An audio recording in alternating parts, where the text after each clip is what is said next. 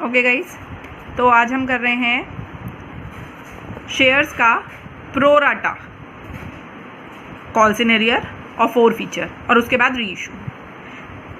यकीन मानिए बिल्कुल इसी तरीके का क्वेश्चन एग्जाम में आएगा अगर आपने इसे कर लिया तो दैट्स इट। नाउ एक एग्जाम्पल लिया है हमने छोटा सा, जिसमें XYZ कंपनी है और उसने इशू किए हैं एप्लीकेशन 1 लाख शेयर्स के लिए, जो शेयर्स हैं 10 रुपीज़ ईच के।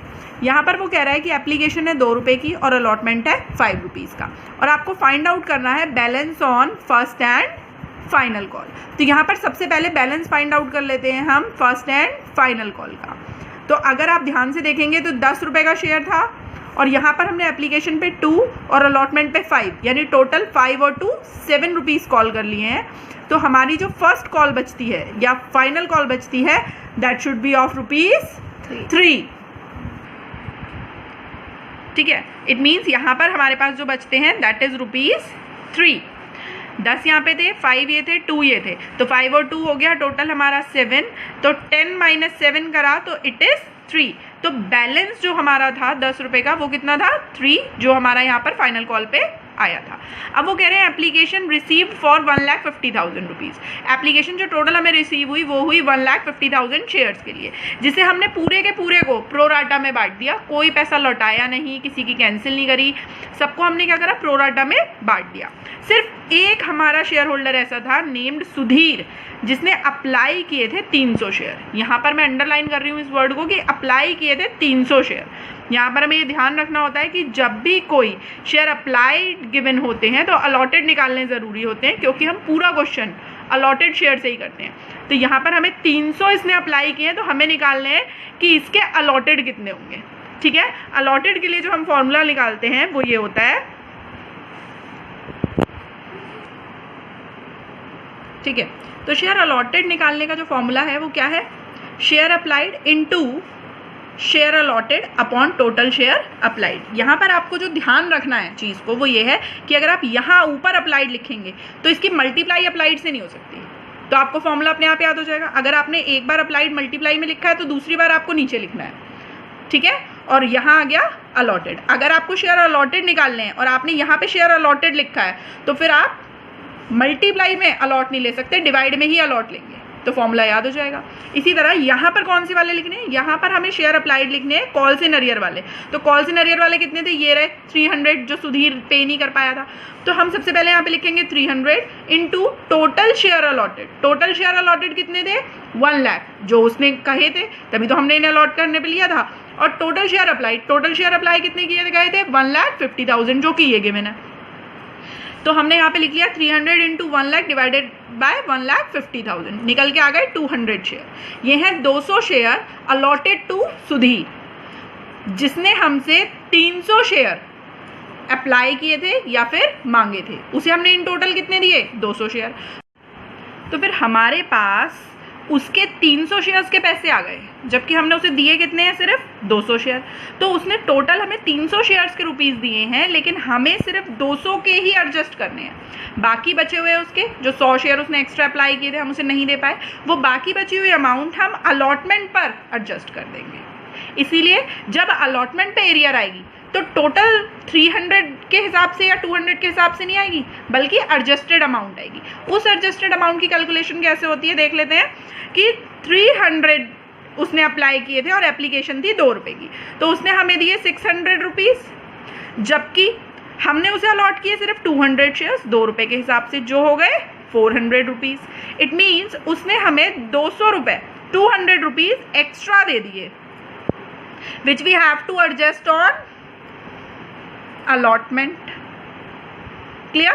तो जब अलॉटमेंट पे ये कहानी कहाँ की थी, दिस इज फॉर एप्लीकेशन। अब हम बात करते हैं अलॉटमेंट की। तो अलॉटमेंट पे जब हम इसे करने चले तब क्या हुआ, 200 इंटू अलॉटमेंट थी हमारी 5 की, यानी उसको 1,000 रुपीज़ पे करने थे, लेकिन अलॉटमेंट पे उसने एरियर कर दी, वो पे ही नहीं कर पाया। लेकिन 200 रुपये यहाँ जो हमें बचे थे, जो हमें एडजस्ट करने हैं अलॉटमेंट पे, वो हम यहाँ 1,000 में से माइनस कर देंगे, यानी 1,000 माइनस 200, क्योंकि ये तो हमारे पास पहले ही आ चुके हैं, है ना, ये हमारे पास पहले ही आ चुके हैं, इसे हम कुछ नहीं कर सकते। तो जो 800 रुपीज़ बचे फाइनली ये हमारी है calls in arrear on allotment. अब बात करते हैं फर्स्ट कॉल की। हमेशा आपको जो चीज़ ध्यान रखनी है वो ये ध्यान रखनी है कि क्वेश्चन कभी भी अप्लाइड शेयर से नहीं होता, अलॉटेड शेयर से होता है। तो यहाँ पर हमने देखिए लिखा था कि उसने टोटल हमें 300 शेयर अप्लाई किए थे, लेकिन हमने उसे सिर्फ कितने दिए हैं, 200।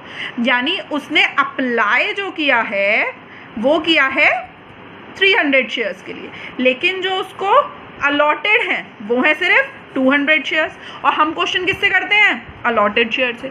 तो हम यहाँ पर क्या करेंगे, अब 200 शेयर्स पर फर्स्ट कॉल की एरियर निकाल लेंगे। फर्स्ट कॉल ऊपर हमने कैलकुलेट करी थी, देखिए यहाँ ये कैलकुलेट करी थी फर्स्ट कॉल 3 रुपीज़ की। तो अब हम क्या करेंगे, 200 × 3 दैट इज 600, ये हमारी आएगी calls in arrear on first call. Clear है। अब हमने यहाँ पर कॉल्स इन अरियर की सारी कैलकुलेशन कर ली है। हमारे पास अलॉटमेंट की कॉल्स इन अरियर आ गई है, फर्स्ट कॉल की कॉल्स इन अरियर आ गई है। अब हम क्वेश्चन करेंगे, ठीक है गाइस। तो जैसा कि मैं आपको पहले भी बता चुकी हूँ कि शेयर्स की एंट्रीज कभी नहीं बदलती हैं। तो अगर आप चेक थ्रू करेंगे तो देखिए मैंने सारी एंट्रीज पहले ही लिख ली हैं। अब मुझे सिर्फ जो पीछे हमने कैलकुलेशन करी है ना उसे देख के अमाउंट डालनी है। क्लियर हो गया। तो यहाँ पर अब हम देखते हैं कि हमें बैंक टू शेयर एप्लीकेशन में कितनी अमाउंट डालनी है। यहाँ पर वो अमाउंट जाती है जितने रुपए के शेयर्स हमें रिसीव होते हैं। तो यहाँ अगर मैं अपने क्वेश्चन पे ध्यान दूँ तो हमें एप्लीकेशन रिसीव हुई थी 1,50,000 शेयर्स के लिए 2 रुपये के हिसाब से, 1,50,000 शेयर्स पर 2 रुपीज़ के हिसाब से। तो यहाँ जो एंट्री जाएगी वो जाएगी 1,50,000 × 2, यानी 3 लाख रुपीज़ से मैं यहाँ बैंक की एंट्री बना लूँगी। क्लियर है। अब जितने से किसी चीज़ को क्रेडिट करते हैं उतने से ही डेबिट करते हैं। तो यहाँ मैंने क्रेडिट किया 3 लाख से, तो मैं यहाँ शेयर एप्लीकेशन को डेबिट भी करूँगी 3 लाख से।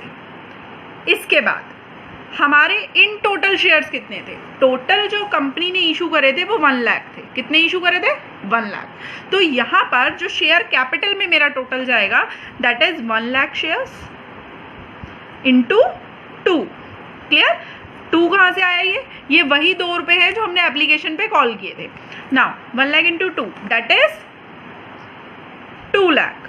अब 3 लाख माइनस 2 लाख, तो जो अलॉटमेंट पे हमें पैसा एडजस्ट करना है दैट इज 1 लाख। अपने आप निकल आया। यहाँ पर हमने सिर्फ इसे क्या किया, लेस करा। क्या करा, ऊपर वाले अमाउंट में से नीचे वाले को लेस कर दिया।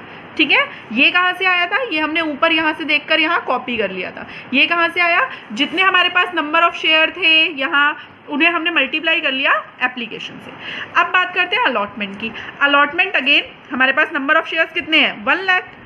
मैंने आपको बताया था पूरा क्वेश्चन अलॉटेड शेयर से करते हैं। तो 1 लाख अलॉटेड शेयर है और यहाँ अलॉटमेंट की अमाउंट दे रखी है 5 रुपीज़। तो हम यहाँ पर करेंगे 1 लाख × 5, तो दैट इज 5 लाख, जो हम यहाँ पर लिख लेंगे। क्लियर। अब मुझे यहाँ पर लिखना है अगेन, फिर वही चीज़ आई, जितने से मैं डेबिट करूँगी उतने से ही क्रेडिट करूँगी। तो यहाँ मैंने कितना लिखा है, 5 लाख। तो यहाँ भी मुझे कितना लिखना है, 5 लाख। लेकिन यहाँ पर आप थोड़ा सा ध्यान दें, यहाँ आपने एक शेयर अलॉटमेंट को पहले ही 1 लाख से क्रेडिट कर रखा है। ठीक है। तो यानी आपने डेबिट किया है 5 लाख से और क्रेडिट किया है 1 लाख से, तो बैलेंस कितना बचा, दैट इज 1 लाख। ये वो अमाउंट है जो आपने एडजस्ट करने के लिए निकाली है अलॉटमेंट पे। तो हम यहाँ क्या करेंगे, 5 लाख का जो टोटल हमारा अलॉटमेंट था उसमें से माइनस कर देंगे हम वो 1 लाख रुपए जो हमने ऊपर लिए थे। तो यहाँ टोटल अलॉटमेंट को हम क्रेडिट कर देंगे कितने से, 1 लाख से। अब प्रीवियस कैलकुलेशंस अगर आपको याद हो तो आप थोड़ा सा ध्यान दें। यहाँ हमने निकाला था अलॉटमेंट पे एरियर, वो कितना था, 800। कितने रुपए थे, 800 रुपीज़। तो ये जो 800 रुपीज़ निकल के आए हैं इसे हम कॉल्स इन एरियर के नाम से अलॉटमेंट वाली एंट्री में लिख देंगे। अब तीसरी एंट्री मैंने आपको पहले भी बताई है, जब पहली वाली 2 कैलकुलेट कर लेते हैं तीसरी हमेशा कैसे निकालते हैं, लेस करके। तो हमें वही करना है, 4 लाख में से हम माइनस कर देंगे 800 रुपीज़। ठीक है। तो हमारा टोटल निकल के आ जाएगा 399,288। 0, वो मैंने यहाँ पर प्लेस कर दिया। अब मैं फाइनल कॉल की एंट्री बनाऊंगी। अगेन फिर रेफर करेंगे हम अपने फर्स्ट वाले पेज को। इसमें हमने फर्स्ट एंड फाइनल कॉल की अमाउंट कितनी निकाली थी, 3, और यहाँ पे शेयर कितने हैं, 1 लाख। तो 1 लाख मल्टीप्लाइड बाय 3, ये चला जाएगा हमारी ड्यूज की एंट्री में, which is this 1 lakh multiplied by 3। तो यहाँ मैंने फर्स्ट कॉल की एंट्री बना ली है 3 लाख रुपीज से। यहाँ पर अब फिर से वही फॉर्मूला, जितने से डेबिट उतने से क्रेडिट। यहाँ पर आप अगर ऊपर देखेंगे तो कहीं पर भी फर्स्ट कॉल में एडजस्ट करने के लिए कुछ भी नहीं है, इसलिए मैं 3 लाख का 3 लाख ही यहाँ पर कॉपी कर लूँगी। अब क्या किया, अब फिर से वही वाली टेबल देखी जिसमें हमने कॉल सिनेरियर निकाली थी, किसकी, फर्स्ट कॉल की। फर्स्ट कॉल की कॉल सिनेरियर आ रही थी 600 रुपीज़, यही तो आ रही थी, निकाली थी। अब हम इसको भी इस वाली एंट्री में लिख देंगे, दैट इज 600। अब हम जब इसको माइनस करेंगे 3 लाख माइनस 600, तो हमारे पास निकल के आएगा 299,400, यानी 2,99,400। ये हमारी सिंपल एंट्रीज हो गई। अब हमें करना है फोर फीचर। फोर फीचर में एंट्री हमेशा वही है। फोर फीचर और रीइशू की 3 एंट्री बनती हैं कंबाइंड। पहली है ये, सेकंड है ये, और थर्ड है ये। आप चाहें तो इन तीनों को एज इट इज पहले से कॉपी कर सकते हैं, जैसे मैंने पूरा क्वेश्चन एक बार में कॉपी कर लिया था। अब मैं सिर्फ अमाउंट लिख रही हूँ। क्लियर है। अब हमें यहाँ पे क्या करना है, हमें देखना है कि उसके कितने शेयर फोरफीट किए गए थे। तो फोरफीट कैसे किए गए थे, अगर आप ध्यान देंगे तो यहाँ हमने निकाला था कि उसको अलॉट किए गए थे कितने शेयर्स, 200 शेयर्स। कितने शेयर अलॉट थे, 200। तो फोरफीट भी कितने किए जाएंगे, 200 शेयर्स। तो सबसे पहले हम 200 शेयर्स की शेयर कैपिटल निकाल लेते हैं। तो यहाँ आ जाएगा 200 और शेयर था 10 रुपये का, तो यहाँ आ गया हमारे पास 2000 रुपीज़। क्लियर है। यहाँ कितना आ गया, 2000। अब हम क्या करेंगे, सेकंड नंबर पे, फर्स्ट पे तो हमने निकाल ली है शेयर कैपिटल की अमाउंट, सेकंड पे हम निकालते हैं कॉल सिनेरियर। जितनी भी कॉल सिनेरियर है हम उन सबको ऐड कर देंगे। अगर आप ध्यान देंगे तो हमारे पास अलॉटमेंट पे कॉल सिनेरियर थी 800 की और फर्स्ट कॉल पे कॉल सिनेरियर थी 600 की। इन दोनों को ऐड कर देंगे तो 1400 हमारे पास यहाँ आ जाता है। ठीक है। अब थर्ड नंबर पे हमें निकालनी है शेयर फोर फीचर। कैसे निकालेंगे, फिर से बता रही हूँ, लेस करके। ठीक है। जब लास्ट अमाउंट बचती है तो हम उसे कैसे निकालते हैं, लेस करके। तो हम यहाँ 2000 में से ये 1400 लेस कर देंगे तो 600 की शेयर फोर फीचर हमारे पास निकल के आ जाएगी। अब यहाँ इन्होंने कहानी में ट्विस्ट ये डाला है कि ये कह रहे हैं इन्होंने फोरफीट तो किए हैं 200 शेयर, लेकिन री इशू की है सिर्फ 170 शेयर्स। कितने री इशू किए हैं, 170। रेफर करते हैं फिर से क्वेश्चन को। यहाँ पर वो आपसे कह रहे थे, Sudhir applied for 300 shares, fails to pay allotment and first call, his shares forfeited and reissued 170 shares at the rate of ₹9 each। यानी उसने फोरफीट तो कर लिए ये 300 अप्लाइड वाले, लेकिन अप्लाइड वाले तो होते ही नहीं है फोरफीट। तो आपने कौन से करने हैं, जो अलॉट किए थे। अलॉट वाली कैलकुलेशन मैंने आपको यहाँ सिखाई थी। ये आ गया आपका अलॉटमेंट, ये निकाला है हमने शेयर अलॉटमेंट, है ना। तो 200 शेयर्स हमने इसके फोरफीट करे, लेकिन इनमें से री इशू कितने हो रहे हैं, सिर्फ 170। इसके लिए अगेन एक नया फॉर्मूला लगता है, वो बताती हूँ क्या। ना ये वाला फॉर्मूला हमें इसमें लगाना है, that is amount share four feature. यहाँ पे फर्स्ट वाला देखिए, अगर आप ध्यान देंगे तो हमने यहाँ पे 2 एंट्री बनाई थी, एक ये है और एक आपको इसके नीचे ये दिखाई देगी। ये वाली शेयर फोर फीचर तो अभी हमने करी नहीं है, हमने सिर्फ ये वाली शेयर फोर फीचर करी है। ठीक है। तो इसके लिए जो हम फॉर्मूला लगा रहे हैं वो क्या है, ये है अमाउंट शेयर फोर फीचर की फर्स्ट वाली into total reissued shares upon total forfeited shares. तो जो फर्स्ट वाले में अमाउंट हमारी शेयर फोर फीचर की थी दैट इज 600 रुपीज़, ये लिखे हुए हैं 600 रुपये। तो ये वाले 600 हम पहले लिख लेते हैं यहाँ, that is 600 rupees into total reissued share. Reissue कितने करे थे अभी उसने, अभी तो हमने ये करा ही था। यहाँ पे कितने रीइशू करे उसने, 170। तो हम यहाँ लिख लेंगे 170 upon total forfeited shares. Total forfeit कितने किए थे, ध्यान से देखिए, यहाँ पर उसने जो टोटल फोरफीट किए हैं वो हैं 200 शेयर्स, क्योंकि उसने अप्लाई किया था 300 के लिए, लेकिन उसको मिले फाइनली कितने, 200। तो फोरफीट भी कितने होंगे, 200। दूसरा हमने यहाँ जब एंट्री बनाई थी फोर फीचर वाली तो उसको भी 200 शेयर्स से ही बनाया था, है ना। तो हमारे टोटल जो नंबर ऑफ फोरफीटेड शेयर्स हैं वो कितना है, 200। इसको जब हमने लगा के कैलकुलेट करा तो हमारे पास निकल के आया 510 रुपीज़। कितना निकल के आ गया? 510 रुपीज़। ये 600 भी रुपए हैं, लेकिन ये दोनों क्या है? शेयर और शेयर्स। ठीक है, ये वाले शेयर्स कौन से हैं? शेयर फोरफीटेड। और ये वाले कौन से हैं? Share reissued. और ये क्या है? ये है अमाउंट शेयर फोरफीचर की फर्स्ट एंट्री वाली। तो यहाँ पे कैलकुलेट करके हमारे पास आ गया 510। अब स्विच कर दें वापसी दूसरी एंट्री पे। यहाँ हमने क्या किया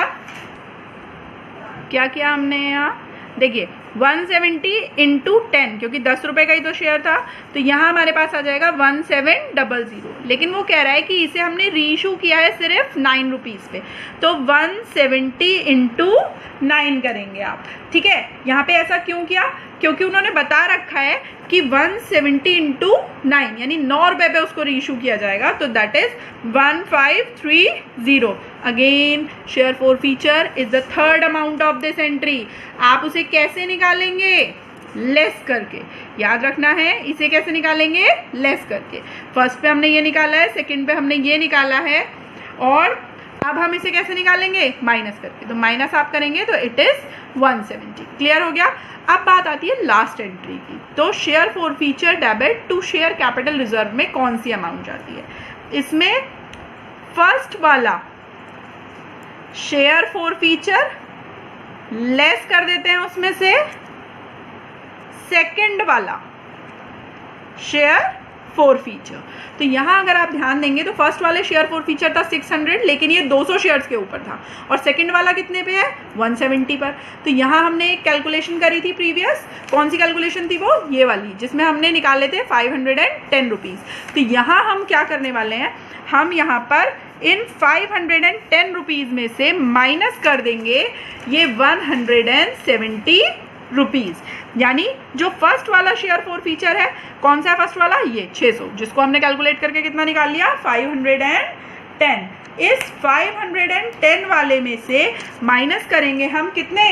170, और उसे निकालने के बाद हमारे पास यहाँ बचेगी शेयर फोरफीचर कितनी? 340, और ये 340 ही हमारा आंसर होगी। यहाँ ये बेसिक चीज़ है जो ध्यान रखनी है कि फर्स्ट वाले शेयर फोरफीचर में से लेस कर देना है सेकंड वाला शेयर फोरफीचर। ये है फर्स्ट एंट्री का शेयर फोरफीचर, और ये था हमारा सेकंड एंट्री का शेयर फोरफीचर।